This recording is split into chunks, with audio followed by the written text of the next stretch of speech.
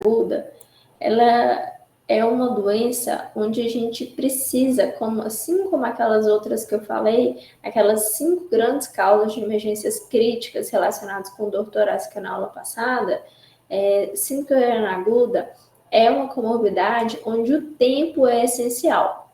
Aqui do lado era um videozinho, mas por algum motivo não está pegando, que é uma corrida. E essa corrida é de Rubinho Barrichello. Ela vem para exemplificar que quando o paciente dá entrada para vocês no departamento de emergência e vocês suspeitam que esse paciente possa ter uma síndrome coronariana aguda, você liga um cronômetro e você vai ter que fazer uma corrida igual o Rubinho Barrichello para chegar o mais rápido possível na linha de chegada. O seu objetivo é a linha de chegada, que é o diagnóstico e o tratamento desse paciente. Porque se a gente não fizer isso em tempo hábil, o paciente ele vai ter uma mortalidade e uma morbidade muito grandes. Então, a síndrome coronariana aguda, assim como as outras, mas inclusive até mais, é um negócio onde o tempo ele está muito presente. Então, o tempo é um marcador de qualidade do nosso atendimento e que vai ser o definidor de como que esse paciente vai evoluir. Como essa foto eu também coloquei, né, no slide passado, que pacientes que estão com síndrome coronariana aguda, que estão infartando, eles não têm cara, tá? Obviamente tem um estereótipo, né? Tem toda uma epidemiologia associada, mas isso não é 100% das vezes. Então, os pacientes a gente tem que suspeitar ativamente, fazer busca ativa desses pacientes para dar diagnóstico e tratamento. Então, síndrome coronariana aguda não tem cara, tá? Os pacientes vão chegar assim pra gente, né? De vários tipos, de várias formas, de várias idades, com vários problemas, e todos eles podem ter síndrome coronariana aguda, apesar de serem completamente diferentes em relação à epidemiologia, que é o que vocês estão bem acostumados, né? Então, hoje na aula a gente vai falar de síndrome coronariana aguda. O que é isso? A coronária, ela pode estar doente, não tem problema. A maioria das pessoas tem placa de aterosclerose, a maioria das pessoas tem problema de coronária. Só que esses problemas, eles são adquiridos ao longo da vida. Então, eles são crônicos. O que é o problema? Quando esse problema crônico, por algum motivo, supita. E quando ele supita, ele para de fornecer oxigênio de forma súbita para o miocárdio. Então, por isso que é uma síndrome coronariana aguda. Então, o que entra dentro disso? Entra a angina instável, entra o IAM sem supra, que vocês estão muito acostumados, mas na verdade isso não existe na emergência. Na emergência, a definição é IAM sem oclusão total e IAM com oclusão total, porque supra de ST é apenas um padrão eletrocardiográfico, mas tem uma dezena deles que também se correlacionam com obstrução total. Mas de forma didática, o que cai para vocês na prova, o que vocês vão ter que assinalar, né, na prova de residência, assim vai, é isso. Então, por isso que aqui está esse nome. Então, a gente tem a angina instável, IAM sem supra-GST ou IAM sem oclusão total, IAM com supra-GST ou IAM com oclusão total. Essa é a imagem, né, da aula passada. E aí, hoje, a gente vai falar de uma dessas grandes emergências críticas cardiológicas, né? O que a gente falou na aula passada, né? Que quando chega um paciente com dor torácica, a gente vai avaliar qual que é o risco dessa dor torácica se correlacionar com o IAM. Se a dor não for uma dor típica, se não for um paciente, né, que tem fatores de comorbidade importante, não tem umidade, né, característica, ou seja, aquele paciente que ele não preenche critério de dor típica nem critério de risco coronariano, a gente vai esquecer o resto por enquanto, fazer o Hertz Score só para a gente confirmar mesmo que esse paciente não tem chance de estar tendo um infarto, porque eu falei que, síndrome coronariana não tem cara. Às vezes o paciente ele não está te falando um sintoma típico, mas ele está infartando. Então, como é que você vai descartar isso? Com Hertz-Score, né? Então, avaliamos, fizemos Hertz-Score de baixo risco, não vou repetir isso, tá? A gente consegue liberar esse paciente da parte da síndrome coronariana.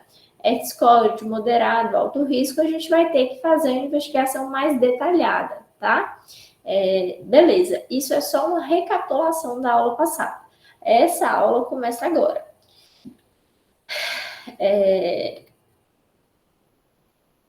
Essa aula começa agora. E quando o paciente chega para a gente, e ele não é baixo risco no sentido de o sintoma dele é um sintoma estranho, é um sintoma que pode ser típico, é um paciente que já tem história de coronariopatia. Então, esse aqui é o guideline novo, tá? Sobre síndrome coronariana aguda, e ele define quais são esses sintomas. Quando é que você tem que abrir esse protocolo de dor torácica? Quando é que você não precisa fazer Hertz-Score e ir direto para avaliação de síndrome coronariana aguda? E aí ele traz 3 tipos de paciente, né? Aquele paciente que claramente o paciente que tem dor torácica típica, ponto, acabou. Não tem o que falar, né? Aquele paciente que tem dor da mandíbula até o umbigo, é uma dor mal localizada, com irradiação para membros, inclusive pode irradiar para os 2 membros. Todo mundo está muito acostumado a ver radiação para o membro esquerdo. Contudo, o prognóstico é pior e se correlaciona mais com síndrome coronariana aguda quando você irradia para o direito, que é o que vocês não estão acostumados. E quando irradia para os 2, aí que dá ruim mesmo, que o prognóstico é pior ainda, que a chance desse paciente estar fazendo obstrução grande é muito maior. Então, esse é o paciente típico seus. Mas também tem aquele paciente que chega assintomático no departamento de emergência, mas ele te relata que ele teve um quadro de dor torácica, né? E um quadro de dor torácica típica, né? Queixa de desconforto epigástrico, dor em braço, ou mandíbula, enfim. Ele teve o quadro de dor torácica, agora já passou, melhorou, mas ele teve esse quadro, tá? Tem um outro paciente, que é aquele paciente que não vai apresentar os sintomas de forma típica, que aí são os equivalentes anginosos, principalmente mulher e idoso, tá? E aí a gente vai ter aquele paciente que você tem, o paciente ele tá molhado de suor, e não é um suor normal. Sabe quando você corre e você sua, ou você tá na academia e sua, e você pega no seio e você tá suado? Você passa e você escorre água, né? Você passa a mão e escorre água. Paciente com sudorese por diaforese de síndrome coronariana, você pega no suor e ele tá colento. É um negócio gelado, colento, sudoreico. Essa é a diaforese de equivalente anginoso, tá? Paciente que vai ter náusea, vômito, paciente pode ter síncope, paciente com dispneia, ou seja, são sintomas que podem se relacionar com dor coronariana num paciente que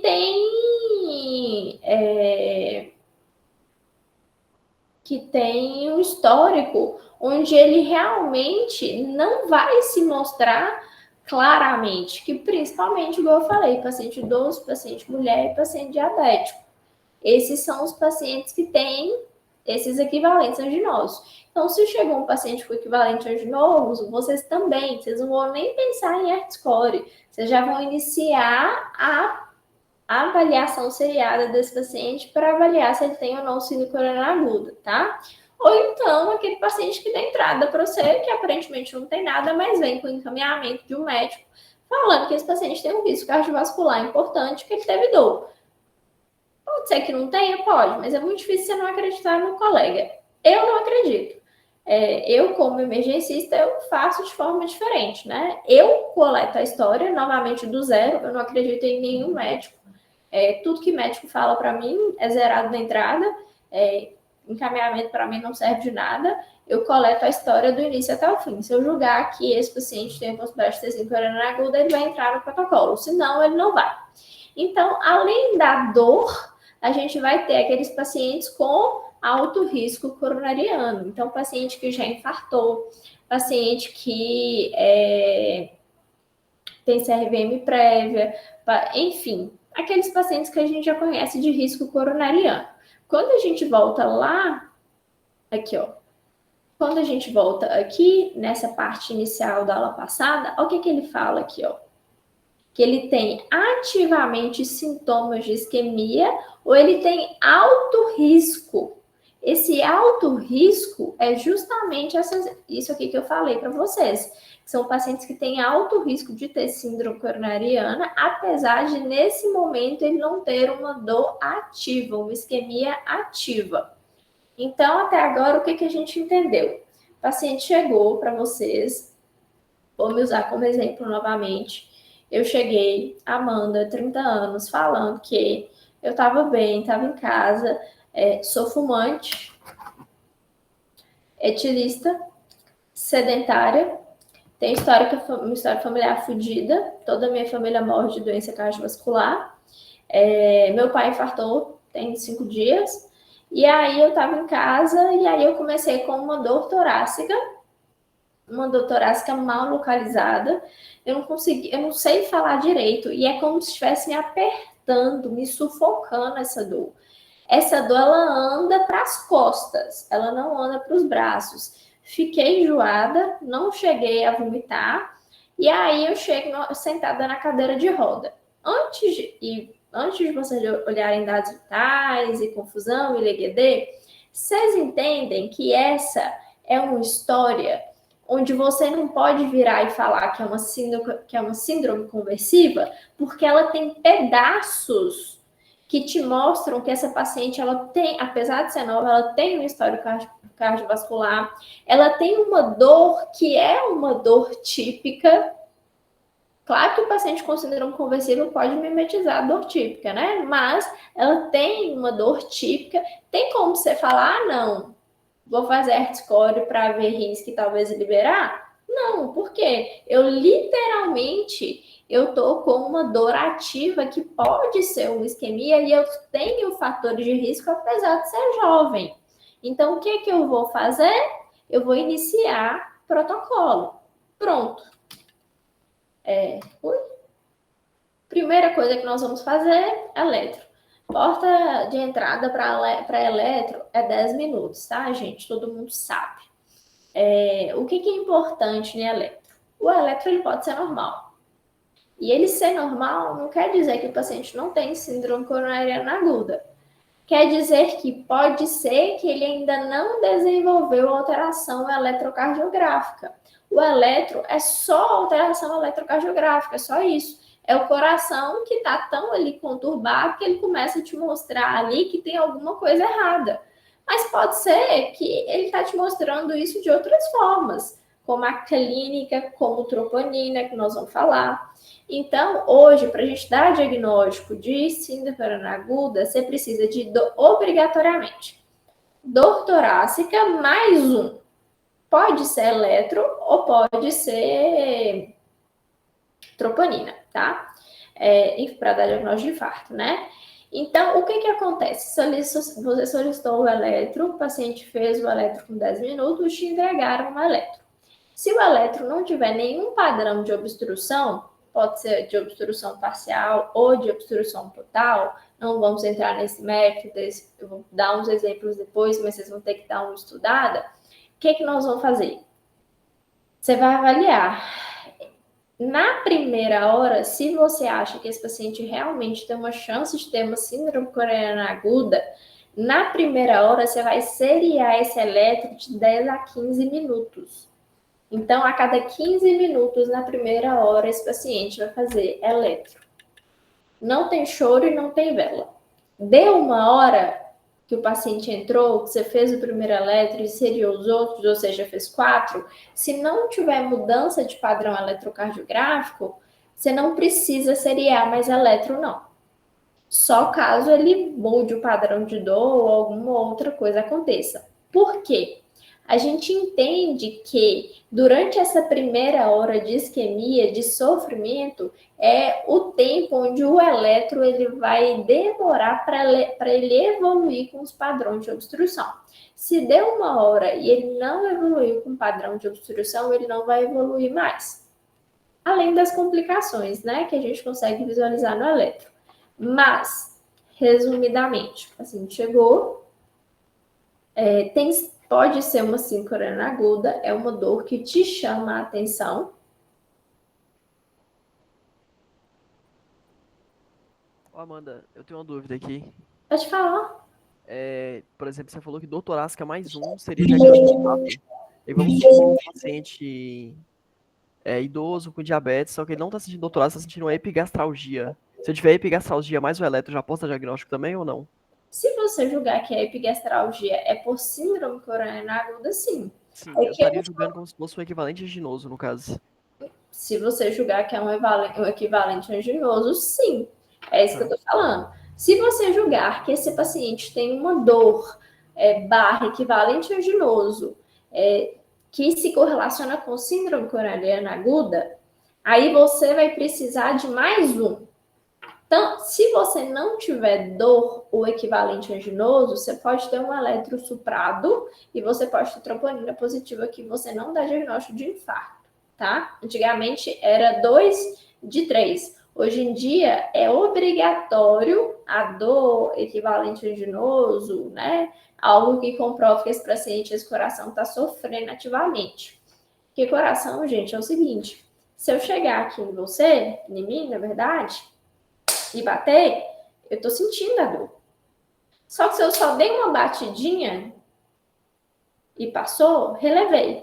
Quando o paciente ele está sofrendo isquemia, o que está acontecendo? Ele está apanhando o tempo inteiro, porque falta de oxigênio sufoca. Imagina você sufocando aí agora. Seu miocárdio sufoca também. E esse sufocamento provoca dor. A dor ela pode ser expressa de várias formas, mas não é assim, o paciente tem uma epigastralgia isolada, não tem mais nada. Isso não é dor torácica, você precisa ter um contexto. É um paciente que tem epigastralgia, mas o quê? Tem algum outro equivalente anginoso? Essa dor, ela tem irradiação? Como é que é o caminho dessa dor? Como é que foi que ele começou a sentir essa dor? Entendeu?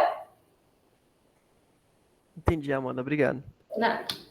Então, beleza. Aí vocês identificaram o sincronia aguda, estão pensando em sincronia aguda para paciente, solicitaram o eletro nos primeiros 10 minutos, eletro vem normal.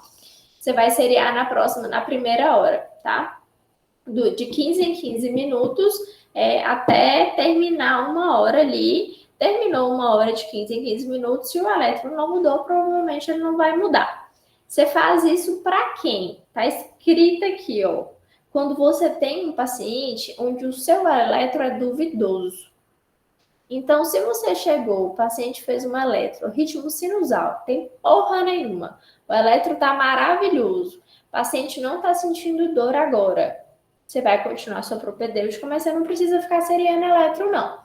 Agora, você chegou, o paciente está sentindo dor, fez o primeiro eletro não deu nada, você vai seriar. Ou então, ele até que nesse momento ele não está sentindo dor, mas se você está achando que o eletro dele tem alguma coisa diferente, ainda não é um padrão de obstrução, mas tem algo diferente. Você também vai seriar. Também vai seriar. Eu seria de 15 em 15 minutos, tá? Meu protocolo é de 10 a 20, eu pego a metade e seria de 15 em 15. Até aqui todo mundo entendeu? Sim. Fechou. Então, beleza. Você foi lá, pediu o seu eletro. E aí, aliás, né? O paciente teve sintomas sugestivos, o paciente chegou para você com os sintomas sugestivos que nós falamos já. Quais são os sintomas sugestivos, né? A dor típicos, equivalentes, ou o paciente que não está com dor, mas a dor que ele teve foi típica. A gente vai lá e faz o eletro, tá bom? Beleza. O eletro não mostrou nada, segue uns passos aqui, tá bom, gente? Do atendimento da emergência. Então, sintomas sugestivos, beleza. Você acha realmente que esse paciente tem uma síndrome coronariana aguda? Ok, faz o eletro. Eletro, ok, chuchuzinho. Você vai avaliar ok no sentido não tem síndrome coronariana aguda, né? Porque se tiver, você já dá o diagnóstico, porque dor mais síndrome coronariana, dor mais eletro, diagnóstico de infarto. Aqui seu eletro está normal. Seu segundo passo, antes de pedir troponina, é avaliar se esse paciente tem algum critério de instabilidade. Por quê? Isso vai mudar completamente a conduta do paciente. E o que é critério de instabilidade? Não é instabilidade hemodinâmica, é instabilidade de placa. Porque o que está acontecendo? Na grande maioria das vezes, né? Você tem uma placa, essa placa estava bonitinha ali, por algum motivo ela foi crescendo, crescendo, crescendo, crescendo, até que por alguma coisa deu uma machucadinha nela, e aí ela formou um trombo sobre ela. E aí o fluxo de sangue, ele começou a diminuir, porque ele não tem espaço para passar. Quanto mais instável essa placa tá, ou seja, quanto mais processo inflamatório está acontecendo ali, quanto mais ela está crescendo, mais sintomas ela vai te dar e mais grave vai ser porque ela vai obstruir completamente. Então, assim que a gente olha o eletro, se o eletro estiver normal, a gente vai avaliar se tem critério de instabilidade de placa. Tem aqui, ó, do lado de vocês uma sirene e tudo sobre critério de instabilidade de placa. O que é critério de instabilidade de placa? Acabei de falar, eletro. Eletro que está estranho. O que você vai fazer? Seriar de 15 em 15 minutos. Na primeira hora, para ver se você encontra alguma coisa, que você acha que essa placa está instável. Se o eletro está estranho, se o eletro está anormal, mas ainda não tem padrão de obstrução, quer dizer que essa placa está provocando alguma coisa, mas não chegou ao ponto de obstruir para gerar um padrão de obstrução. Então, você vai seriar de 15 em 15 minutos na primeira hora. Ok? Dor persistente. Acabei de falar. Se você vai lá, por exemplo, por algum motivo, teve uma baixa de fluxo coronariano, tinha uma placa lá, ou vasoespasmo, ou seja lá o que for, ou uma dissecção, ou seja lá o que for que aconteceu, faltou oxigênio no miocárdio. A placa estava instável, né? E aí ela começou a formar trombo e tal, e aí faltou oxigênio no miocárdio. Mas aí seu corpo vai lá e começa a dar uma controlada. A placa, ela ainda está inflamada, mas ela parou de crescer. Então, se foi só um momento de instabilidade, se foi só um momento onde faltou oxigênio, o que aconteceu? Bati e doeu. Agora, se a sua placa está instável, ela continua cada vez mais diminuindo o seu fluxo de sangue. Lembra que eu falei? Se diminui o fluxo de sangue, você sufoca o miocárdio. É a mesma coisa de alguém pegar seu pescoço e te sufocar. Isso provoca dor. Então, aquele paciente que está com dor persistente, o paciente está falando com você que tem 1 hora que ele está com dor.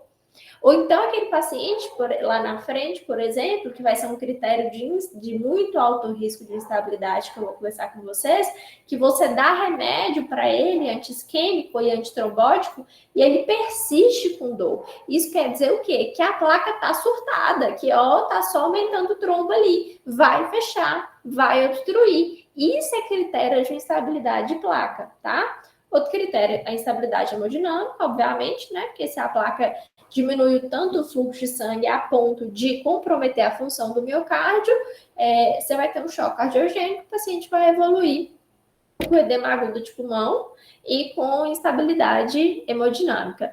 E as taquiarritmias, que são as complicações da isquemia do miocárdio. Por quê? Quando você isquemia o miocárdio, você não está isquemiando só o músculo. O que tem dentro do músculo?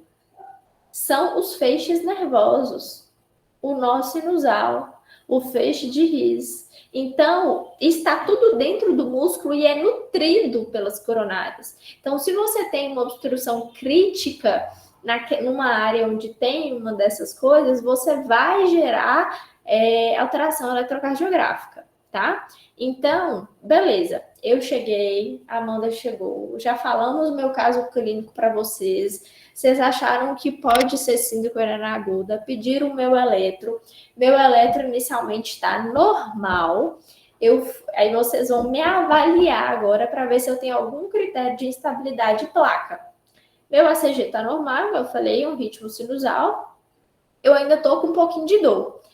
Mas eu comecei a sentir dor tem 30 minutos, um negócio estranho. Tô com uma dor, mas assim, a dor até deu uma melhorada, tá? Então, assim, não vejo isso como um critério de dor persistente, tá? Tem 30 minutos de dor só. Vamos fazer anti-isquêmico aí e ver se ela melhora com anti-isquêmico.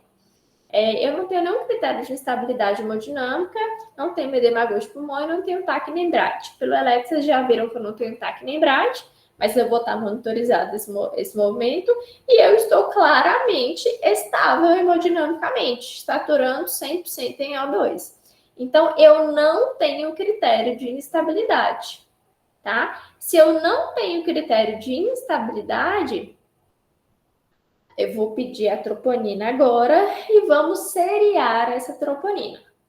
Agora, vamos supor que eu tenho algum critério de instabilidade. Por algum motivo, eu estou com uma dor persistente já há algumas horas. Ou então, meu eletro está estranho. Eu estou, por exemplo, uma hora eu faço uma T invertida, depois o meu ritmo fica sinusal. Aí, às vezes, eu faço uma extrasístole. Enfim, meu eletro tá normal, mas às vezes ele bagunça, né? Ou então eu já cheguei chocada com edema agudo de pulmão, né? Ou então fiz algum ataque à arritmia. Então, se eu tenho algum desses critérios, eu tenho critério de instabilidade. Quando você tem critério de instabilidade, a gente vai fazer o quê? Novamente, ficar repetindo eletro de 15 em 15 minutos na primeira hora. Então, é fácil, gente. O paciente tem um eletro estranho, ou tá instável, você vai repetir eletro de 15 em 15 minutos na primeira hora, tá bom? Tem aqui, tem aqui, não sei, tá dando pra vocês lerem? Tá pequeno, né?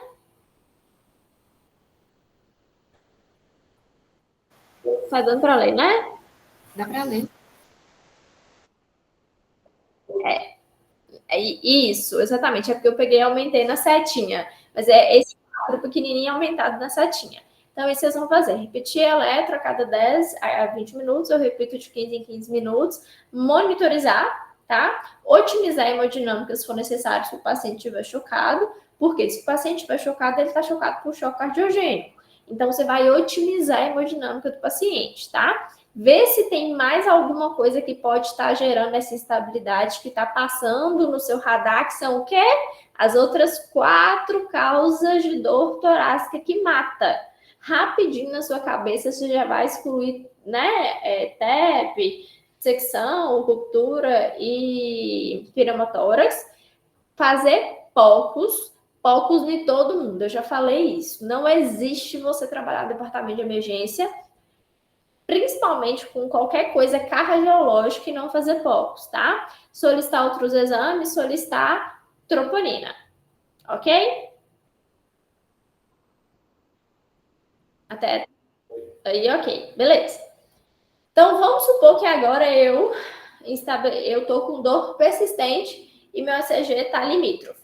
Então, vocês foram lá, solicitar troponina, voltar. Pediram, já falaram com o técnico, nós vamos fazer a cada 15 minutos na primeira hora, ou seja, eu quero 4 eletros dela para mim nessa primeira hora. Se ela virar e falar que a dor mudou, faz também. Enquanto isso, eu não estava instável hemodinamicamente, né? Eu só estava com alteração elétrica e dor persistente. Vou fazer poucos, vou avaliar se tem alguma outra causa de instabilidade e vou solicitar as troponinas. Fechou? Fechou. Vamos supor que eu não tenho nenhum critério de instabilidade. Então, eu não preciso fazer, e meu ACG tá chuchu, eu não preciso ficar repetindo eletro, tá? Eu vou, na minha cabeça, só anotar lá, porque vocês têm que anotar sempre, né? Que vocês excluíram aquelas 4 causas de emergência crítica, e vocês vão solicitar troponina também, tá? Fechou. Esse é o quadro geral. Vamos aqui para eu que tô bem. teoricamente. Não tenho nenhum critério de instabilidade. Se eu não tenho nenhum critério de instabilidade, não precisei fazer eletroseriado, não precisei fazer aquele tanto de exame seriado. O máximo que foi solicitado para mim foi uma troponina. Correto? Entenderam? Eu preciso que vocês vão falando, gente, porque isso senão confunde a cabeça de vocês. Então, beleza, seria a minha troponina. A troponina, ela é feita na hora que o paciente dá entrada. É no marco 0. E depois vocês podem repetir a troponina com 1 ou 2 horas da primeira coleta. Então, vocês só precisam coletar 2 vezes a troponina. E mesmo assim, é um tempo pequeno. Porque hoje em dia as troponinas elas são ultrassensíveis, tá? Então, com 1 hora de diferença, ela já consegue captar mudança significativa para a gente avaliar se tem curva ou não. A troponina, então, chegou, entrei, dou meu braço, eles coletam a troponina. Aí você marcou, agora são 20h33. 9h33, eu vou coletar a segunda troponina. Ou posso fazer também, em vez de fazer com 1 hora, posso fazer com 2 horas. Se você, né, trabalhar no serviço onde o laboratório é ruim, a máquina não é tão boa, então, para garantir que vai ter mudança, a ESC, ela autoriza você fazer a troponina com 2 horas da entrada. Então, você fez para mim aqui, ó. Cheguei, entreguei a mão, coletou meu sangue, 20h33. Você pode repetir às 22h33. Com essas duas, você já consegue avaliar se o paciente teve curva de troponina. Você não precisa esperar 3, 6, sei lá quantas horas for. Qual que é a exceção? Às vezes, o paciente chega muito rápido. Sentido agora, com 15 minutos eu estou no hospital. Você tem uma suspeita muito alta que esse cara está tendo síndrome coronariana aguda. Apesar do eletro dele estar normal, você seria a primeira, 0 hora, marco 0, normal. Você seria a segunda, com 2 horas, normal. Mas você fala assim, tem alguma coisa, esse cara só tem 2 horas de dor. Talvez, se eu solicitar uma outra com mais 3 horas, vai positivar. Aí você está autorizado a coletar essa terceira com 3 horas da segunda coleta.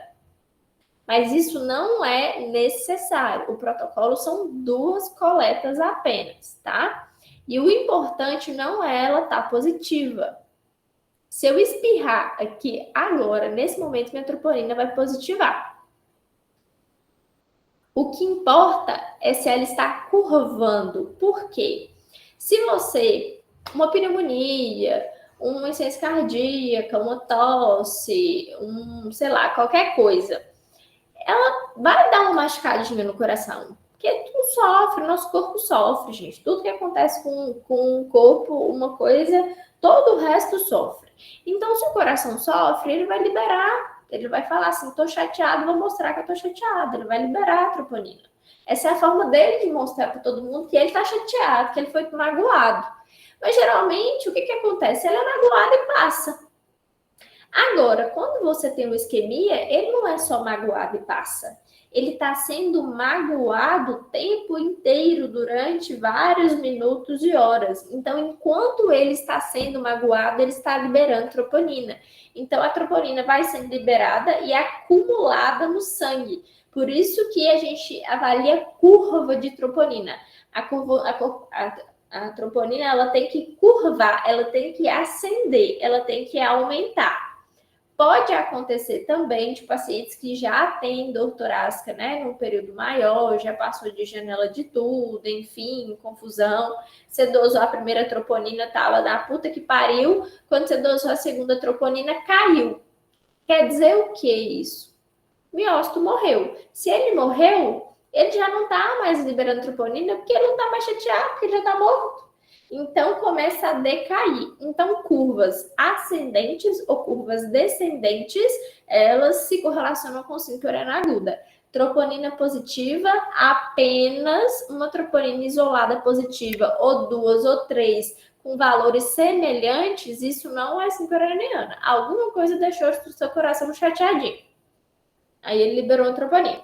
Então, para se relacionar com síndrome aguda, com injúria miocárdica, né, progressiva, tem que ser curva, tá? Então, vamos lá. Aqui, ó. Passo 3, né? Passo 2, eu não tinha nenhum critério de instabilidade. Vamos pro passo 3, né? Eu não achei nenhum outro diagnóstico alternativo, vou avaliar a troponina, né? Se a minha troponina na admissão ela for ausente, ou seja, em 0 e 1/2 horas estiver negativa, procura outro diagnóstico, tá? E posteriormente descarta o síndrome coronariana aguda, mesmo que a minha dor inicialmente parecia que era síndrome coronariana aguda. Eu tinha uma dor que parecia, mas eu tinha uma eletro normal e eu tinha uma troponina que foi seriada normal também. Então a minha dor era por outro motivo. Eu excluí as causas que iriam matar, né? E aí sobra o mundo inteiro. Desde síndrome conversiva, pneumonia, meu pai infartou tem 4 dias, então, tô sentindo que meu coração, que eu também vou infartar, miocardite, seja lá o que for. O que importa é que, neste momento, essa paciente não está evoluindo como assim, coronariana aguda. Agora não. Eletro deu padrão de oclusão. Troponina curvou, não tem jeito. Isso é diagnóstico de infarto agudo do miocárdio. Aí vocês vão tratar. Amanda, uma dúvida que eu tenho aqui. Às vezes um paciente chega, tá com essa precordialgia, a gente faz o eletro, não tem sinal de isquemia, e aí junto com a troponina pede a CKMB. Todos vocês me perguntam a mesma coisa. Tem algum valor diagnóstico? Tem, por exemplo, se o CKMB vier mais elevado, mas a troponina vier não reagente, a gente continua seriando a troponina, o CKMB? Como é que a gente faz? Eu vou ser o mais educada possível com os colegas médicos aqui agora. Isso já não é utilizado desde do guideline de 2011. Nem a CPK, nem a CKMB, elas funcionam como marcadores de lesão miocárdica. Então, não tem sentido nenhum solicitá-las. Então, elas não têm nada a ver com síndrome coronariana aguda. Elas podem ser solicitadas para outras coisas, mas para síndrome coronariana aguda, não. Isso desde 2011. Então, isso é proscrito. Isso é nível de evidência 3B. Ou seja, isso é contra a gente. Como é que fala, gente? Quando você não pode fazer um negócio? Nível de evidência 3B. Ou seja, isso é contraindicado. Isso é contraindicado por guideline, tá? Dosar CPK ou dosar CKMB nesse contexto. Entendeu? Entendi. Obrigada, Amanda. Fechou. Então, tá bom. Então, teoricamente, eu fui liberada para casa. E agora, talvez aquela personagem anterior que estava instável ficou fazendo eletro de 15 em 15 minutos, e POCos, e raio-x, e o caralho 4, e estabilizando hemodinamicamente, confusão, e LGD, até chegar no diagnóstico dela. Então, o diagnóstico, quando dá tudo isso negativo, foi finalizado agora. Não iremos falar mais disso. Paciente com dor suspeita, mas com eletro sem alteração, e as 2 troponinas normais, ou seja, que podem até estar aumentadas, mas não curvaram, negativo. Não é síndrome coronariana. A gente vai fazer o quê? Descarte de infarto agudo do miocárdio.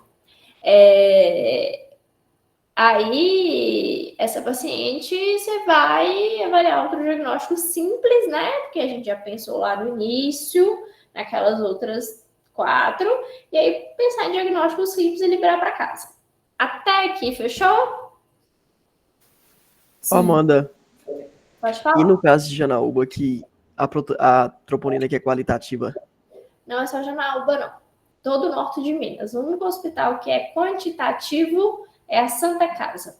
Não existe protocolo nenhum guideline leva em conta que exista troponina quantitativa, que é positiva ou negativa.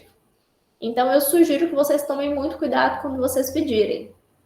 Porque a maioria, eu vejo isso, isso, gente, não tem lugar nenhum, tá? Isso é a opinião do especialista, minha opinião apenas, porque não tem isso em guideline. Eles nem consideram que existe ainda algum lugar que tem troponina qualitativa. Então, como eu falei, qualquer coisa pode positivar a troponina.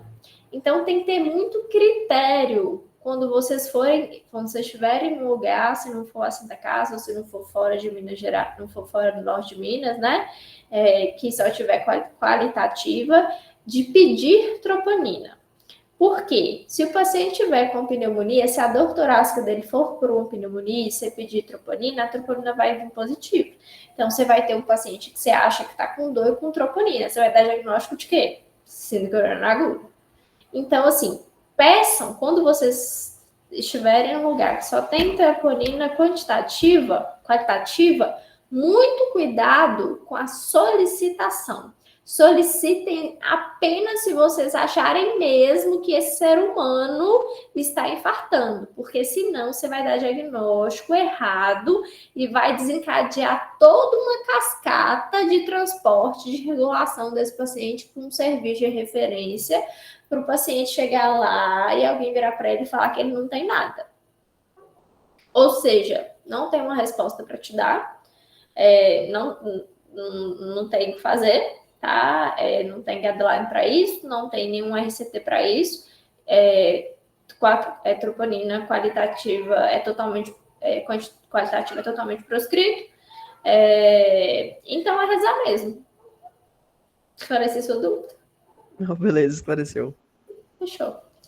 Então vamos para o próximo. Então agora a gente vai dar os diagnósticos. Agora eu não sou mais a menina que foi embora, não.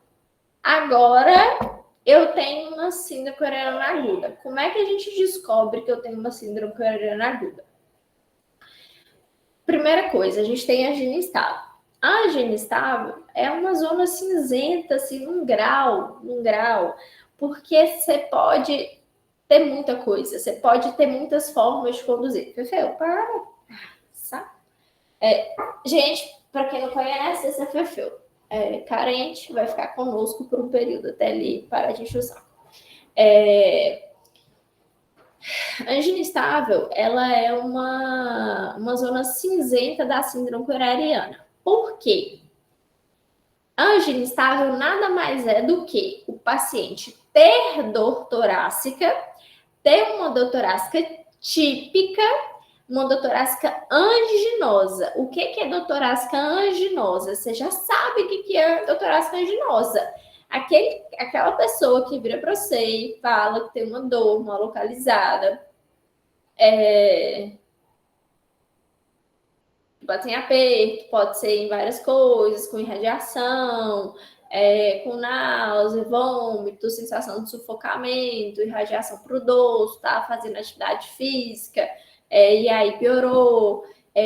E aí, geralmente, são pacientes que eles já correlacionam, eles já falam que sentem essa dor, só que cronicamente quando eles fazem algum tipo de exercício físico mais intenso. Aí falta oxigênio, porque tem uma semi-obstrução, aí ele sente uma dorzinha. Quando é que a angina estável se torna instável? Quando muda o padrão. Antes, esse caboclo, ele tinha que capinar um lote, ou capinar, sei lá o que for, para sentir dor torácica. Agora, ele só precisa subir uma escada que ele sente a mesma dor torácica. Vocês entendem que mudou a quantidade de exercício necessário? Ou então, antes, a dorzinha, ele sentia essa dor, agora, além dessa dor tá andando, ou essa dor tá dando náusea, ou seja, mudou o padrão. Então, mudança de intensidade, mudança de padrão, caracteriza-se instabilidade da placa, que é igual angina estável. Então, angina estável é aquele... Ai, filho, você não tá dando não. Você... Ó, amor! Angina estável, de forma linear, para vocês entenderem, é como se eu tenho uma placa, essa placa ela está semi-obstruída. Quando eu preciso de muito oxigênio, meu fluxo não chega, então eu sinto dor. E aí, por algum motivo, essa placa mudou. Ela instabilizou. Só que ela não estabilizou ao ponto de diminuir tanto o fluxo sanguíneo e machucar e gerar isquemia do miocárdio. Então, ela é aquela dor, aquela angina, aquela dor anginosa que tem eletro normal e troponina normal. Lembra que eu falei que para dar diagnóstico de infarto, eu preciso de dor mais um? A angina instável, ela só tem dor. Só que é uma dor tipicamente anginosa. Você sabe que é angina. Inclusive, ela mudou. Você viu, ele te falou que mudou o padrão. Ou então pode ser a primeira, pode ser que ele já abriu com angina estável, só que você não consegue dar o diagnóstico de infarto para ele, porque não tem troponina positiva, nem tem eletro. Então, o que a gente faz quando isso acontece? Né? A gente vai lançar a mão de um negócio que a gente viu lá no início, que chama Hertz-Score. O Hertz-Score, ele vai te ajudar a definir se esse cara, você vai, mesmo sem troponina positiva, mesmo sem eletro alterado, se essa angina dele, essa placa dele está muito instável e pode ser que ele infarte muito rápido, então você vai ter que internar. Ou pode ser que ele tenha essa angina instável, mas é um paciente que dá para ser conduzido de forma ambulatorial. Quem vai definir isso para vocês é o Hertz-Score. Aí agora, lembra, o paciente estava com dor lá no início, você nem lembrou de Hertz-Score, você não fez Hertz-Score, não. Agora você vai fazer Hertz-Score. E agora o Hertz-Score que você vai fazer é para definição de conduta, para onde é que esse ser humano vai? Ele vai ficar internado ou ele vai para casa? Hertz-Score maior do que 4 é igual à internação no paciente com angina estável. Hertz-Score menor do que 4, você tem a liberdade de dar alta.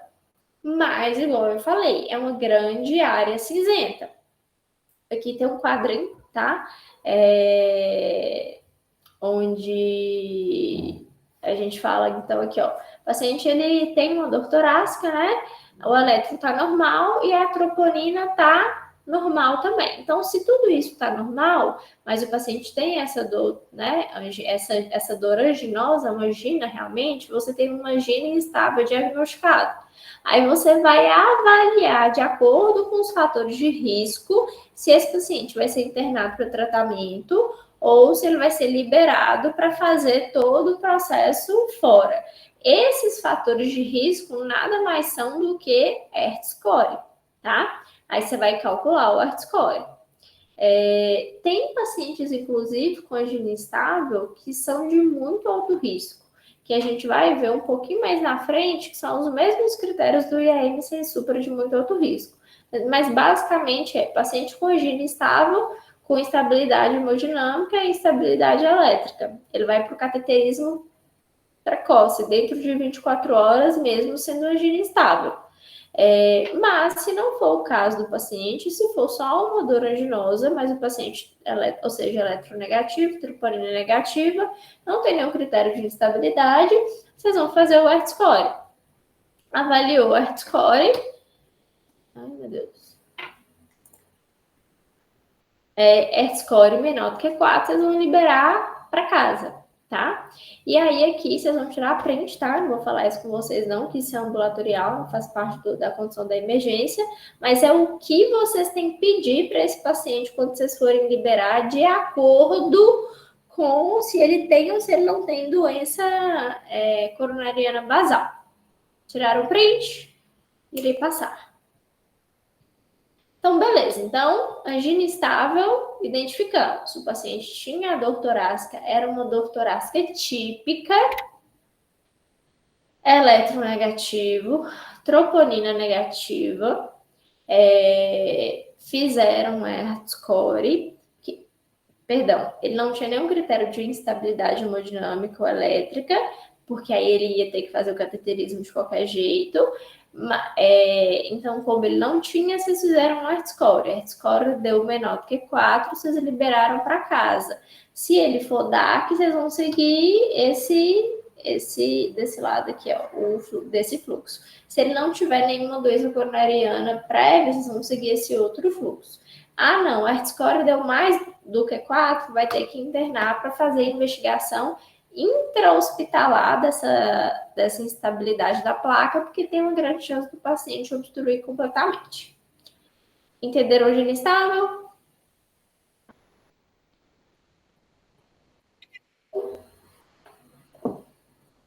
E a M sem oclusão total. Nada mais é do que dor torácica mais ou troponina curvada ou algum padrão eletrocardiográfico que não haja obstrução total. Essa é fácil. O que é difícil? É você definir o que você vai fazer com esse caboclo. Porque você pode fazer várias coisas. E isso, para mim, eu acho que é o slide mais importante da aula. Toda vez, gente, que você pegar um paciente onde você falar, esse paciente tem IAM sem supradigestei, ou esse paciente tem IAM sem oclusão total, vai vir uma bola roxa na sua frente escrita: qual é o risco? Defina o risco, porque isso que vai definir com quanto tempo que esse cara vai fazer CAT. A gente tem 3 tipos de AM sem obstrução total: o paciente com muito alto risco, o paciente de alto risco e o paciente de baixo alto risco. Vamos começar pelo pior, o muito alto risco. Então, chegou, vamos supor, vou colocar eu de novo no BO. Cheguei, tem tudo aquilo que vocês já sabem, e aí vocês fizeram um eletro. O eletro meio estranho, vocês até seriaram 4 vezes lá, né, de 15 em 15 minutos, mas não chegou a mostrar nenhum padrão eletrocardiográfico de oclusão. Seriaram a troponina e minha troponina veio positiva. Isso é diagnóstico de quê? Infarto. Ponto. Então, um IAM sem oclusão total, né? Porque eu não tenho nenhum padrão eletrocardiográfico de obstrução total. E aí, agora, eu vou definir qual que é o risco que essa paciente tem de morrer nas próximas horas, para eu saber se eu tenho que correr para fazer CAT ou fazer trombólise ou fazer o que seja o que for, ou se essa paciente tem um pouco mais de tempo para ela ir com calma para um serviço de referência para fazer o cateterismo ou angioplastia. O que é critério de muito alto risco? É o que mata, gente. Então, aqui, ó, instabilidade hemodinâmica ou choque cardiogênico. Se a paciente tem AM sem oclusão total, sem supra, e está instável hemodinamicamente, ela está com choque cardiogênico. Quer dizer que a parede que infartou ali do coração é tão grande que o coração não está conseguindo fazer a função dele direito. Então, o que nós vamos ter que fazer? Correr para tentar reperfundir essa coronária para ver se essa parte que não está batendo volta a bater, porque senão o que vai acontecer?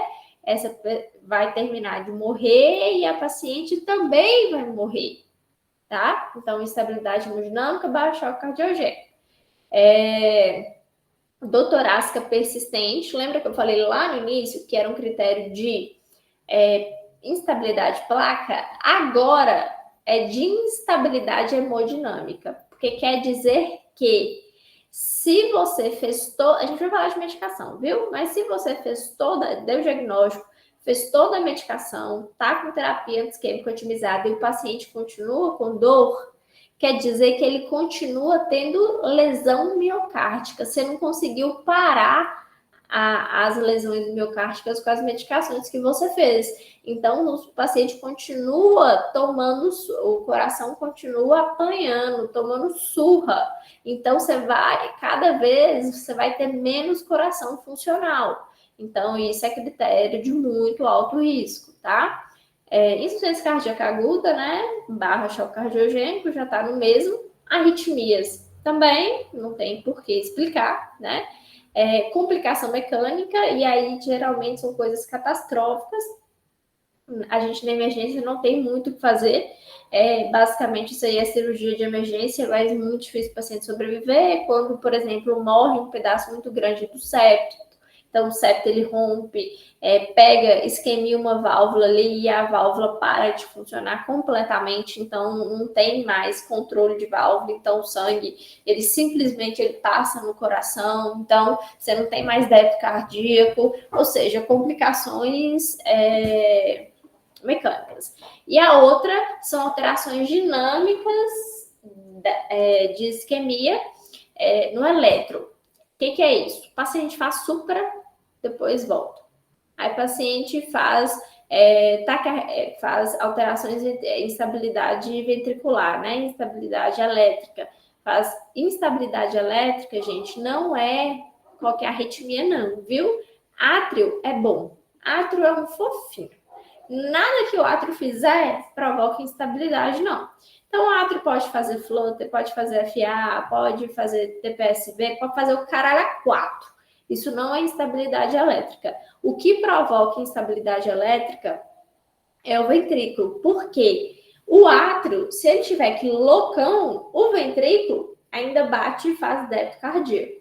Agora, se o ventrículo tiver loucão, ele não gera débito cardíaco nenhum. Então, qualquer arritmia ventricular, bigeminismo, qualquer uma dessas coisas é um critério de muito alto risco. Então, se o paciente tiver uma dessas coisas, o CAT dele é imediato. Ele tem que estar na mesa em 2 horas, independente dele não ter oclusão total, dele não ser o IAM com supra GST que vocês estão acostumados a falar. Mas ele tem um IAM onde as complicações vão matar esse paciente muito rápido. Então, ele tem que estar na mesa para fazer CAT em, no máximo, 2 horas. Isso é CAT imediato. Beleza. Não tem isso. Você vai avaliar uma única coisa, basicamente. Critério de Grace. Grace maior que 140 coloca o paciente como alto risco. Esse paciente com alto risco, ele tem que fazer CAT precoce, que é em até 24 horas. O resto vai depender muito. A maioria dos pacientes, eles fazem de forma eletiva em até 72 horas. Então, quem é mesmo que vai para a mesa, que você precisa de tempo, né? Os pacientes de muito alto risco, que eles têm que estar na mesa em até 2 horas. Então, você tem que ligar para o SAMU, para o aéreo, para o caralho a 4 que for, esse cara tem que estar na mesa. Paciente com alto risco, que aí é quando o paciente tem score de Grace maior que 140, quer dizer que a mortalidade dele nas próximas semanas, semanas a meses, vai ser muito alta, né? E o resto é o resto. O resto, você não vai pedir cateterismo, o cardiologista que vai solicitar, mas geralmente com 72 horas. Eu coloquei aqui embaixo, tá? Escrito para vocês, que alterações dinâmicas de eletro, que foi o que eu falei, aumentam muito o valor diagnóstico. A gente fala o seguinte, não sei se provavelmente vocês nunca viram isso, porque vocês ainda não têm muito tempo de estrada, mas eu já peguei inúmeros pacientes que vieram de cidade, né, do interior para a Santa Casa, aí com diagnóstico de supra. O eletro tinha um supra. Aí chegou no serviço receptor, que era o meu, e o eletro estava normal. Isso quer dizer que o paciente curou? Não. Isso só quer dizer que as medicações que foram feitas, os medicação antitrombótica, anti-isquêmica, estabilizou a placa e voltou a ter fluxo de sangue. Mas esse paciente ainda tem uma obstrução gravíssima e ele vai morrer. Então, esse paciente, ele tem que ser candidato a CAT, tá? Todo mundo entendeu os pacientes sem... Pode tirar a print, tá? Sem oclusão total.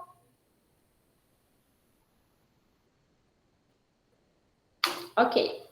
Então, agora a gente vai com oclusão total. Gente, muito cuidado. Eu sempre falo para vocês, com oclusão total, eu coloco com síndrome aguda na frente. Porque padrão de supragesté, ou coronariana aguda com supragesté. Porque supragesté é um dos 20 padrões de obstrução total. E ele não é o mais comum. Então, se você achar que AM com supra é associado com supra, todos os outros pacientes que estão infartando e que estão com oclusão total vão morrer na sua mão sem você entender o motivo, tá? Outra coisa muito importante, gravem isso para a vida de vocês. Tem duas derivações que elas têm supra fisiológico, é normal. É normal, não tem nada de alterado ter supra, que é V2 e V3. Só é alterado nesses casos aí, tá? Então, tá escrito aí, tirem print, e se vocês, toda vez que vocês pegarem o eletro e virem supra de V2 e V3, vocês vão falar, a chance de ser normal é de 99%. Isso aqui faz parte do eletro do paciente. Vou contar quantos milímetros tem aqui, só para saber se esse faz parte do 1% que é alterado. Então, V2 e V3 tem supra, e o supra é fisiológico, tá? E o povo, principalmente recém-formado, manda paciente infartado de V2 e V3 igual água. Assim, é um ódio que eu tenho no meu coração. Mas vocês não farão isso. E aí, aqui são as outras recomendações da diretriz, tá? Em relação a tempo. Então, idealmente, você pega um paciente com oclusão total, você tem até 2 horas para deixar esse paciente, é CAT imediato. Lembra lá do IAM, sem oclusão total, de muito alto risco, é CAT imediato? CAT imediato são quantas horas? 2 horas. Se o paciente tiver IAM com oclusão total, o dele é CAT imediato, independente do risco. CAT imediato, 2 horas. Se você não tiver como deixar esse paciente na mesa, você está lá em Espinosa, por exemplo, você ligou para o SAMU, o aéreo não está disponível. Fica difícil, mas pensem, imaginem que Espinosa tem trombolítico, tá? Não tem, mas imaginem, no melhor dos mundos, né?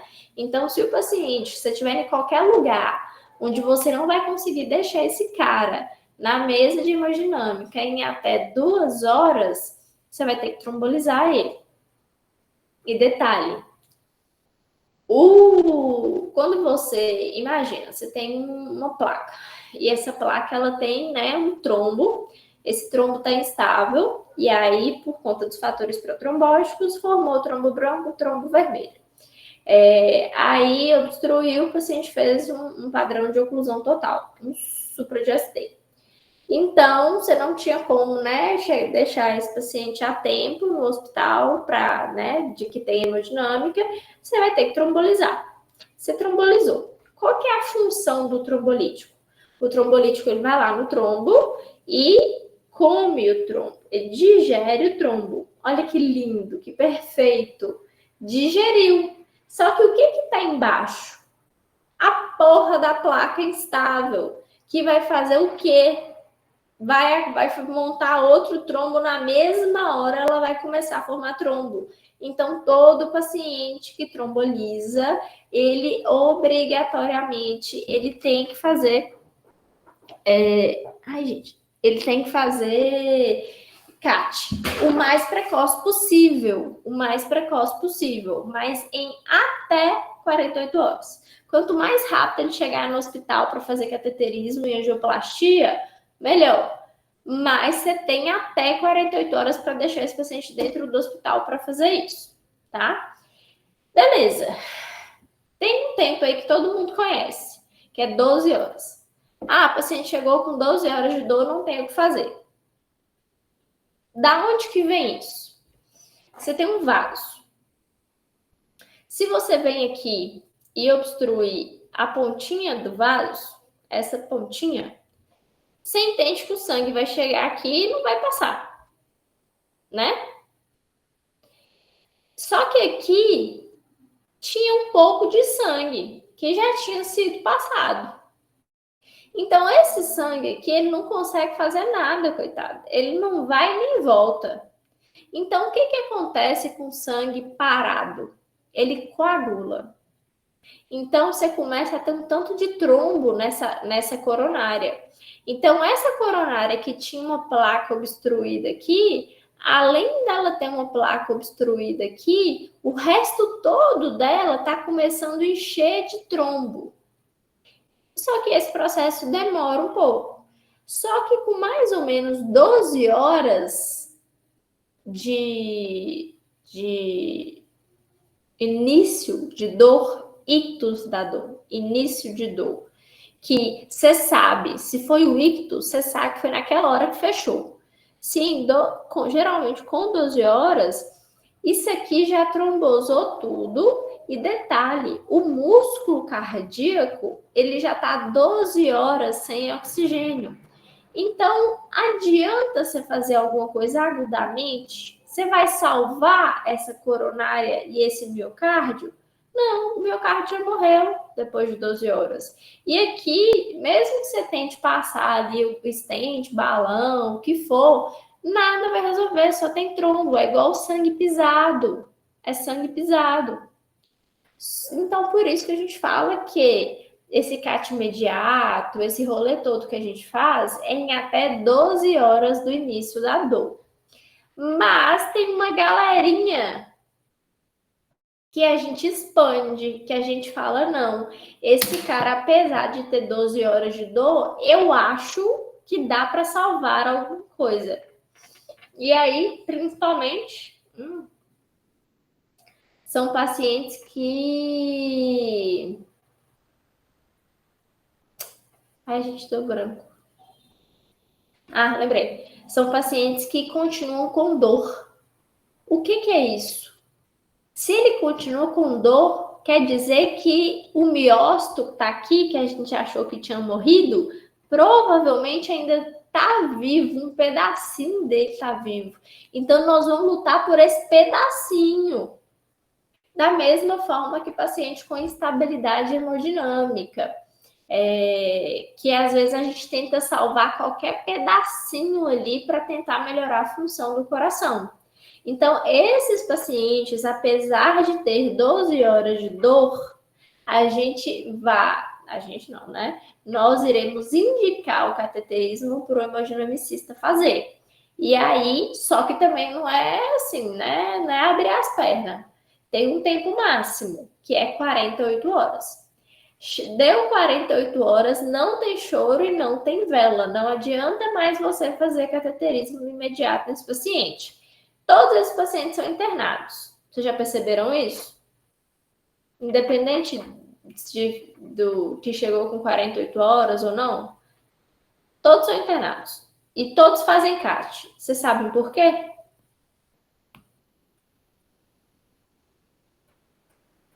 Uma pergunta. Não. Essa placa já fudeu. O trombo, aquela coronária já morreu, tá toda trombosada e o miocárdio já morreu também. É por isso não. Mais um palpite?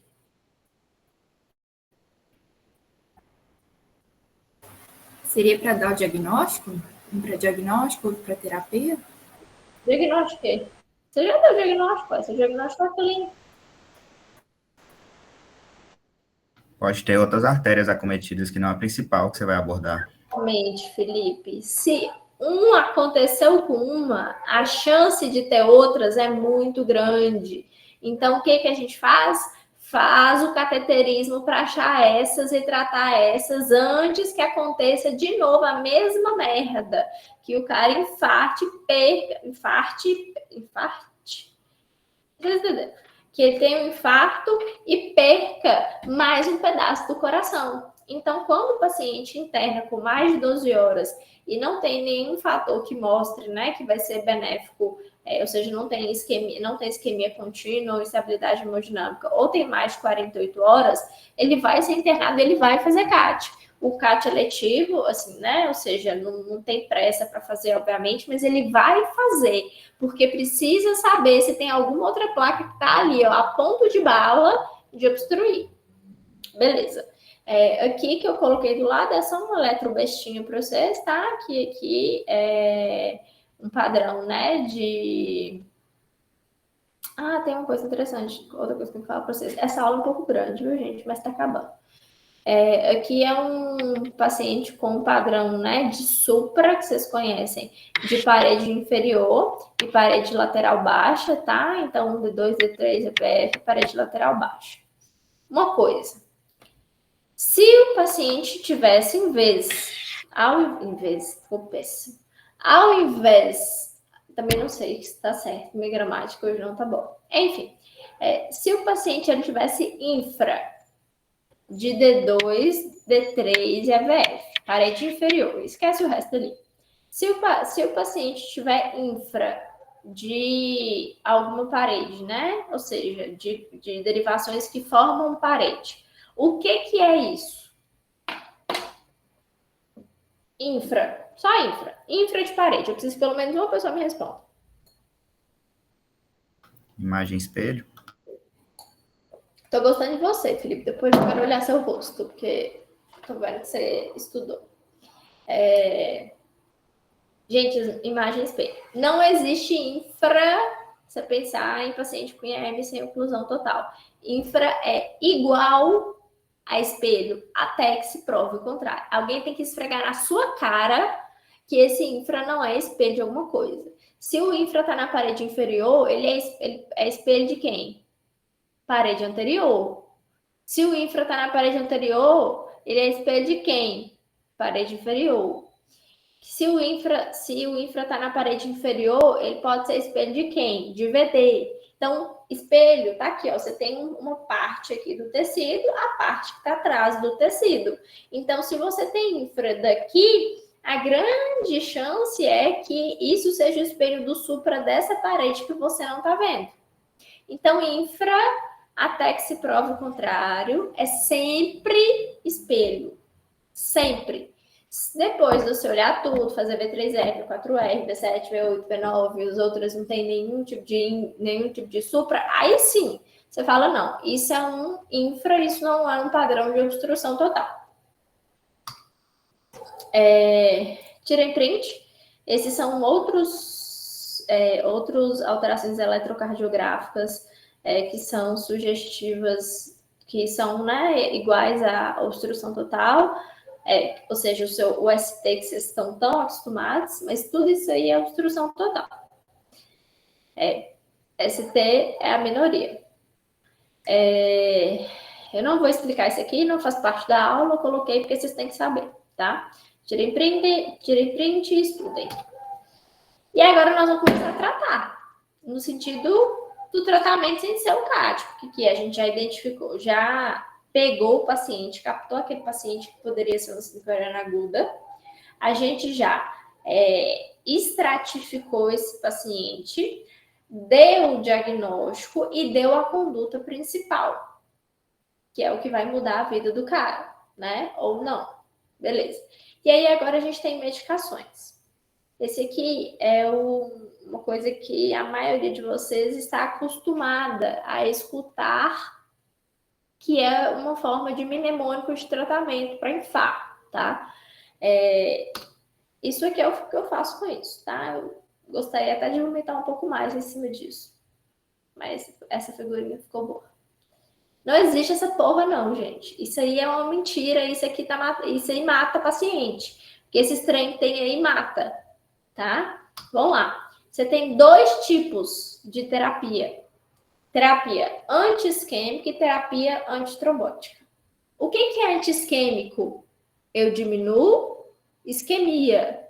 Eu diminuo a dor.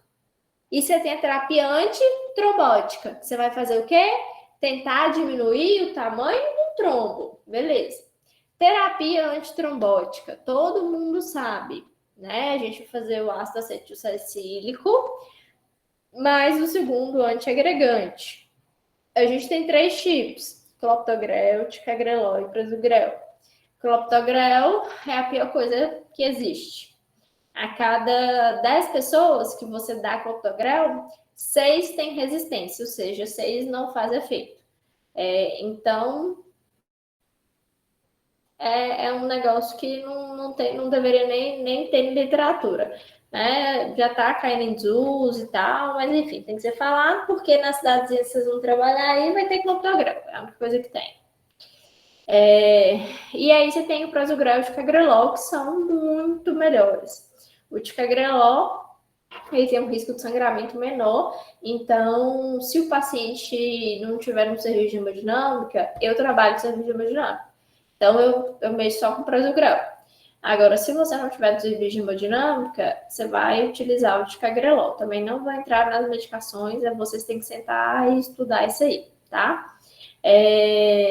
Claramente o prasugrel é melhor que o ticagrelol, mas tem maior chance de sangramento, por isso que a gente só faz em centro de hemodinâmica. E o terceiro pilar disso aí, que é a heparina. Então, a terapia antitrombótica, ela consiste no AS, que é o antiplaquetário, no inibidor de ADP, que vai ser ou prasugrel, ticagrelol ou clopidogrel, mais heparina. Essa é a terapia antitrombótica. Tem várias variáveis, gente, em relação a isso aqui, mas vocês não precisam saber isso para a vida, não. Isso é mais coisa de quem é especialista e trabalha com isso. Então, nem vou entrar muito nesse rolê, não. Então, essa é a terapia antitrombótica que você vai fazer. E aí, você tem a terapia anti-isquêmica, que agora eu coloquei Mona Lisa aqui, linda, plena, mostrando para vocês o que é o correto da terapia anti-isquêmica. Primeira coisa, como está passando pouco oxigênio, pouco sangue, então nos pacientes com síndrome coronariana aguda, a gente precisa deixar o oxigênio um pouquinho mais elevado, porque o que passar ali é lucro. Então, quanto mais oxigenada tiver a hemoglobina, melhor. Então, a gente deixa nos pacientes com síndrome coronariana aguda saturação acima de 94. Não precisa ser 100%, isso é hiperóxido, isso é péssimo. Então, acima de 94, tá bom. Em relação a remédio para dor, o remédio para dor que a gente tem de primeira linha é o nitrato, é a nitroglicerina. Por quê? A nitroglicerina, ela vai vasodilatar as coronárias. Então, ela vai abrir um pouquinho mais de espaço ali para o sangue passar e oxigenar o miocárdio, e aí ele vai sentir menos dor, tá? Ele é contraindicado, obviamente, se tiver comprometimento de VD, porque VD ele é dependente de pré-carga. Então, se você vasodilata, você vai diminuir a chegada de sangue, você diminui pré-carga, o paciente choca. Tirando isso, nitrato para todo mundo, tá? Pode utilizar sublingual, eu só utilizo endovenoso, mas é porque eu sou emergencista, então eu não mexo com comprimido, eu só mexo com coisa de veia. Morfina. Morfina é uma medicação de segunda opção para o controle de dor dos pacientes, tá? Então, você fez nitrato, não resolveu, você pode utilizar morfina. Ultimamente endemonizaram a morfina aí, mas o que é o BO da morfina? A morfina, ela diminui o trânsito gastrointestinal. Então, você come, vai demorar mais a passar de tudo, ser digerido e absorvido. E o que são as principais medicações que a gente faz para melhorar esse paciente? Não são as medicações antitrombóticas, elas não são a grande maioria oral. Então, se você dá dá um ticagrelol para o paciente e você dá uma morfina, esse AS e esse ticagrelol vai demorar a passar. Então, o efeito dele vai ser menor. Então, para resolver isso é fácil. É só você dar Plasil. Plasil é procinético. Ele vai estimular o trato gastrointestinal. Então, vai resolver o problema. Então, morfina, gente, não é um problema, tá? Não é a primeira opção, porque tem esse efeito, mas se o paciente precisar, pode usar tranquilamente, só fazer Plasil junto. Estatina top das galáxias. Chegou o paciente, você já enfia estatina na boca dele. Por quê? Estatina é um excelente estabilizador de placa na fase aguda. Então, na hora que ele entra no seu corpo, ele já começa a dominar todas as placas do seu corpo e estabilizar essas placas. Então, estatina para todo mundo. E aí a gente tem o beta-bloqueador, que é o grande problema. Beta-bloqueador foi muito difundido antigamente. Ele tem seu espaço, principalmente quando o paciente ele tem uma frequência muito alta. Por exemplo, está com frequência de 180, 200, por quê? Ele vai diminuir o tempo de diástole, porque quanto maior a frequência, menor o tempo de diástole, então, e a coronária ela é perfundida na diástole. Só que, vamos fazer um raciocínio aqui. Se você tem um isquemia do miocárdio, um pedacinho do miocárdio não está isquemiado. Então, ele vira e fala, não vou trabalhar, não estou dando conta, estou sofrendo, então não vou trabalhar. Então, automaticamente, o que acontece? O coração, que tinha uma força X, está com a força um pouco diminuída, né? Então, para compensar essa falta de força daquele pedaço lá, ele vai fazer o quê? Aumentar a frequência cardíaca, porque a frequência cardíaca aumentada vai compensar essa baixa dessa função. Então, a maioria dos pacientes, se não todos, vão estar taquicárdicos, mas eles vão estar por compensação. Então, a taquicardia é compensatória. Se você sai dando beta-bloqueador para todo paciente com IAM, você vai chocar essa galera. Porque é a única forma que eles estão conseguindo achar, o corpo está conseguindo achar de compensar a falha daquele tecido. Então, como é que fala? A gente não usa beta-bloqueador à torta e à direita, não, tá? A gente usa em casos muito pontuais, na fase aguda, que eu tô falando. Não tô falando de remodelamento, não. Tô falando de fase aguda. Na fase aguda, em casos muito pontuais. Só quando você tem uma frequência muito alta, onde a sua diástole está sendo prejudicada. Do contrário, deixa ficar com a frequência elevada. Ele precisa disso para fazer compensação. Aqui são os tipos de AM, não vou entrar dentro deles, tá? Mas a gente tem 5 tipos. Os principais, que vocês vão ver, a grande maioria são esses dois aqui. Um é esse que vocês estão vendo aqui, ó. Essa placa, tá vendo que tem uma placa? E aí, em cima da placa tem um trombo. Isso nada mais é do que o IAM que vocês estão muito acostumados a ver, que é paciente com aterosclerose. A gente tem o IAM tipo 2, que é esse aqui. Tá vendo que ele não tem alteração nenhuma de placa?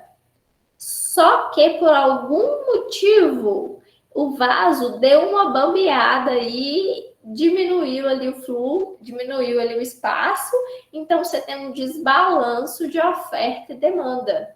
Então, mesmo que seu vaso tá ok, não tá chegando sangue suficiente por algum motivo, que aí são os pacientes com sepse, que infartam por sepse, por alteração de demanda, paciente que infarta por vasoespasmo, por uso de cocaína ou taxobuto, né, que é o famoso coração partido no meio, nada mais é do que vasoespasmo.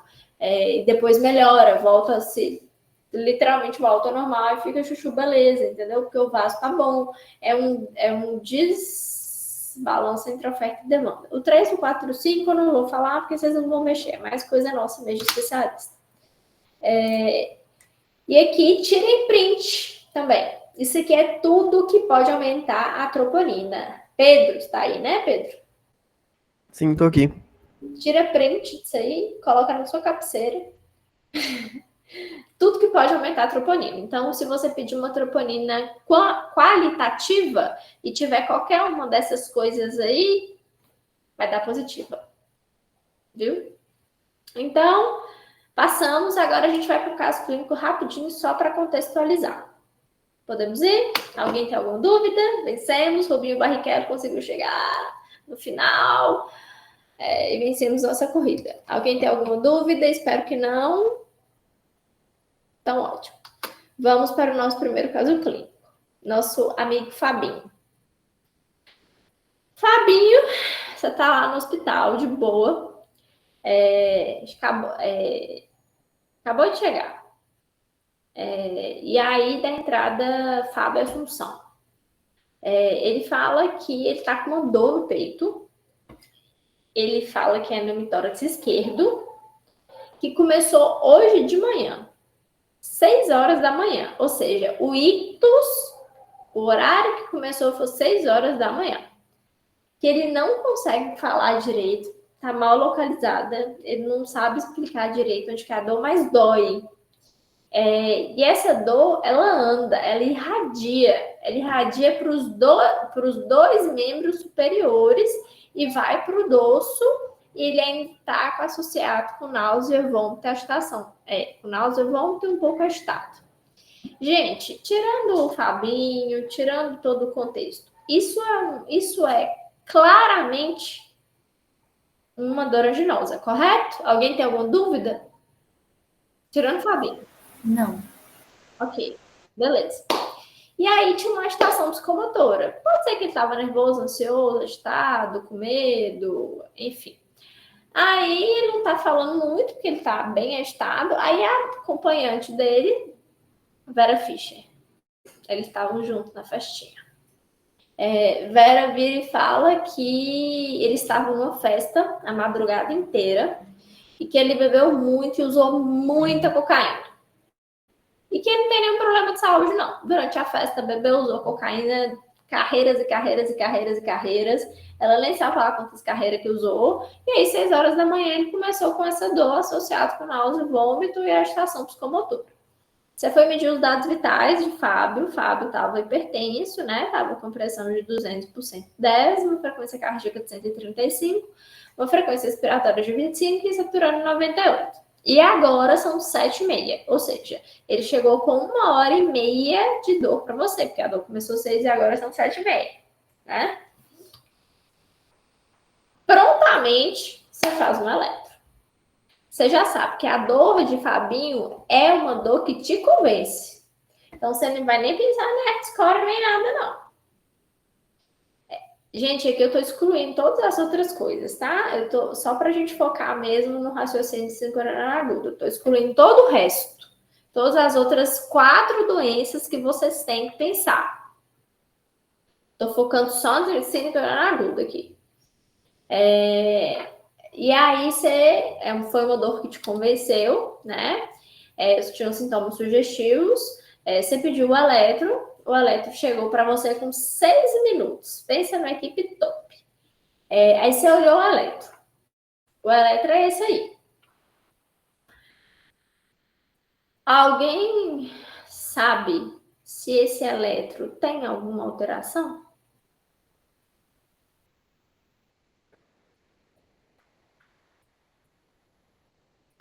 Infra de D2, D3 e onda T hiperaguda nível 2, D3, pode ser? Infra de D2, D3. Beleza. Infra, primeira coisa é sempre o quê? Espelho, você mesmo falou, né? Então, se eu tenho infra de D2 e D3 e AVF, que aqui também tem de AVF, eu tenho que procurar onde é que está meu supra. Então, quem é espelho de parede inferior?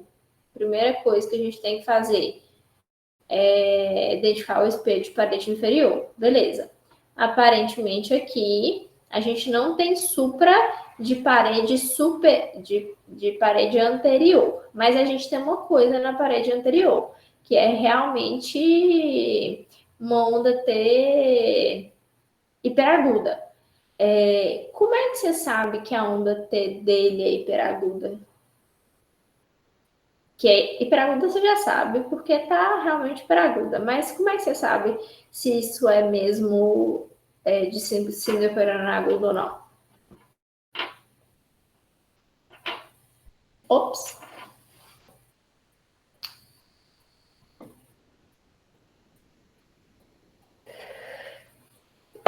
Alguém fala isso, eu preciso de alguém falar. É quando a onda T é maior que o complexo QRS, tá larga?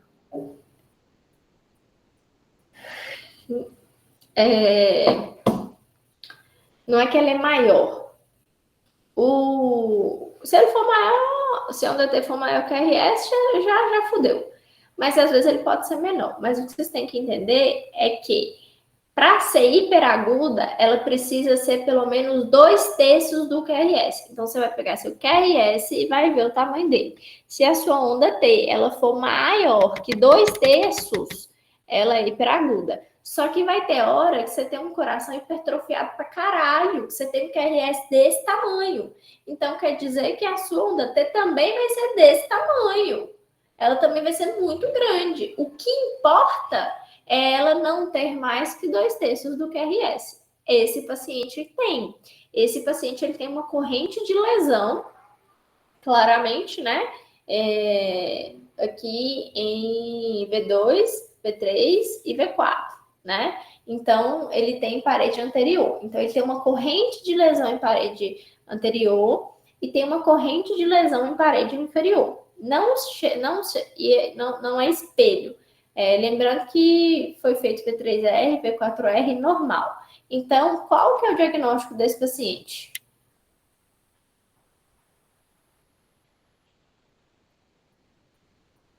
De forma fria e calculista, gente.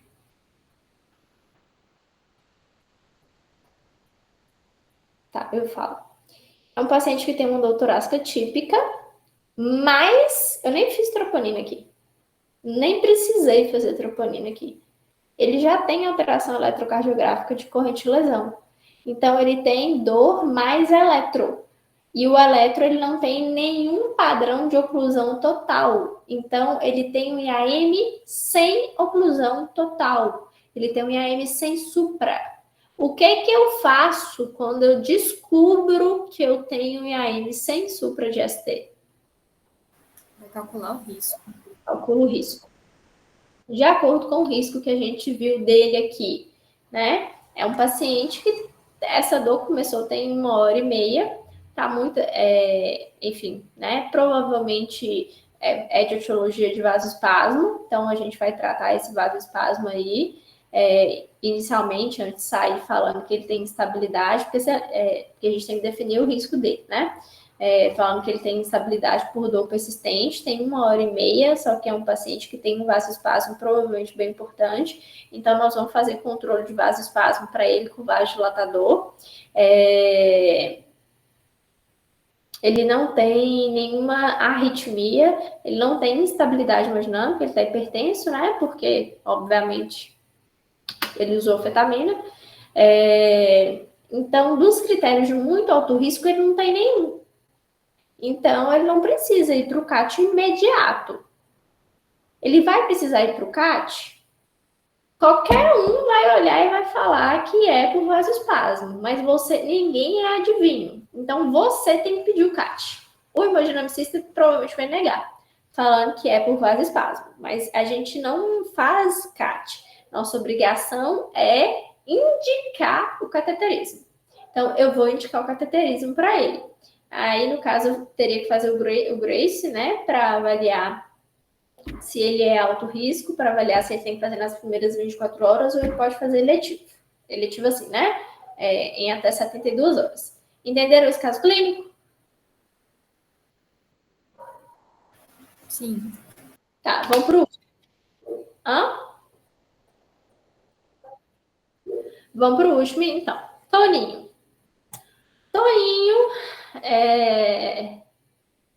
assim que você internou Fábio, resolveu o BO de Fábio lá, pediu, né, o CAT para ele, comunicou ao hemodinamicista que você pediu o CAT, que você acha que é um IAM tipo 2, mas você não tem bola de cristal. Aí chegou o Toninho para você. Toninho veio pela USA. Toninho é idoso, hipertenso, diabético, coronariopata. Ou seja, ele tem todo o tipo de risco do mundo para dar ruim. Inclusive, ele já é coronariopata. Ele já tem uma doença de coronário. E aí ele usa em casa AS rosuvastatina.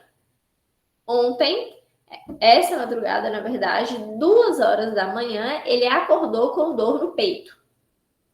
Essa dor no peito dele é uma dor mal localizada, ele não sabe falar direito, fala que é um negócio assim, que vai para a mandíbula e parece que está sufocando, vai pro dorso, e aí, na madrugada, ele levantou para pegar uma água e sincopou. Só que tem um detalhe. Ele usou um Viagrazinho antes disso tudo acontecer. Está arrependidíssimo, mas usou. Gente, se a gente não soubesse que esse é Tony, se a gente não soubesse da história de Tony, essa dor é uma dor anginosa? Sim. Obviamente. Além disso, vamos supor que a dor dele não fosse tão bonita.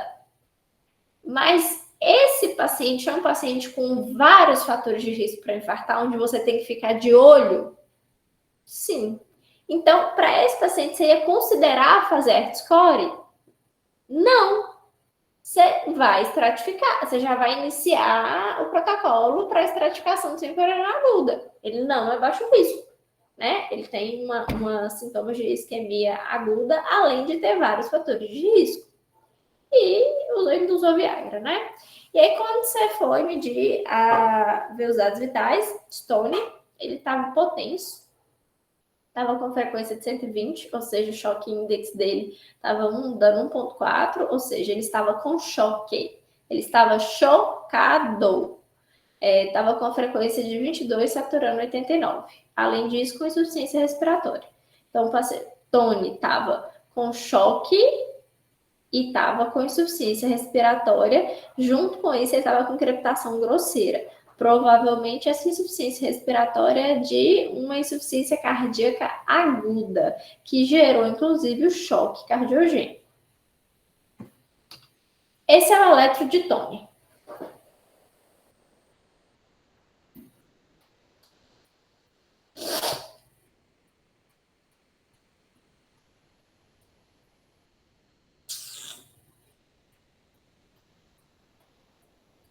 Alguém vê alguma alteração? Para agilizar, vou falar. Não, não tem. Eletro normal. Então, vamos voltar lá nos nossos passos.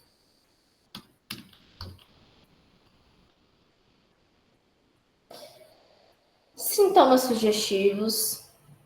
Pegamos o eletro está normal. Vamos ver se tem algum critério de instabilidade. Ele permanece com dor. Ele começou 2 horas da manhã com a dor. Agora já às 9 horas da manhã. Ele permanece com a dor. Ele tem instabilidade hemodinâmica, está chocado. Ele tem congestão pulmonar aguda, ou seja, ele tem um edema agudo de pulmão, provavelmente por insuficiência cardíaca aguda. Então, ele tem critério de instabilidade. O que nós vamos fazer?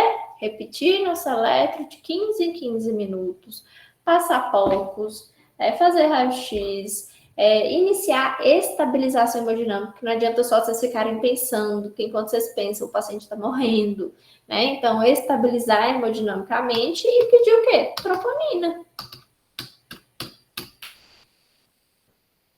Aí você pediu a troponina. A troponina na primeira hora veio 400, na segunda hora veio 1.500. Então, a troponina do paciente fez o quê? Curvou. Então, agora você tem um sintoma, você tem paciente com sintoma sugestivo, mais, apesar do eletro estar normal, mais troponina. Então, você deu um diagnóstico aqui. Qual o diagnóstico que foi? IAM sem oclusão total, IAM sem supradiastê. O que a gente faz quando a gente tem IAM sem oclusão total? Primeira coisa, Definir risco. definir risco. Ele é basicamente a personificação do muito alto risco, né?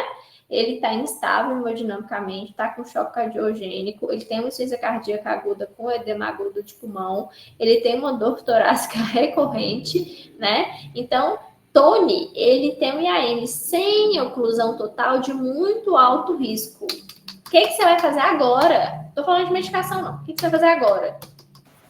Mandar para o CAT. É invasivo imediato, né? A conduta invasiva imediata. CAT imediato. 2 horas. Gente, esse aqui são as coisas que eu quero que vocês levem, tá? Pelo menos o mínimo que vocês têm que ter uma noção. para síndrome coronariana aguda, podem tirar print. E é isso, meus amigos. Esse aqui é o QR Code do Guidelines 2025 de síndrome coronariana aguda, tá? E pela ARRA, porque a ESC não modificou ainda não. Então, se vocês quiserem ver esses quadrinhos, né, é só escanear e é isso aí, vida que segue. Então é isso, foi um prazer inenarrável estar com vocês essa noite. Espero que vocês tenham aprendido alguma coisa. Semana que vem a gente vai ter aula na quarta, com certeza. E aí a gente vai ver durante a semana um dia para repor, ok? Eu entrei em contato com você, Amanda, porque o Dr. Vicente vai marcar uma aula também. E Fabiana entrou em contato comigo para ver um dia uma aula de radiologia que a gente vai ter na semana que vem. Fechou. Eu prefiro fazer a aula de reposição na quinta. Mas, se não tiver jeito, se os outros só tiverem esse dia, a gente repõe na próxima, na outra, até o dia que der aí, mas vocês vão ter as aulas, tá bom? Ok, obrigada. Boa noite. Beijinhos. Amanda, posso tirar só mais uma dúvida? Uhum.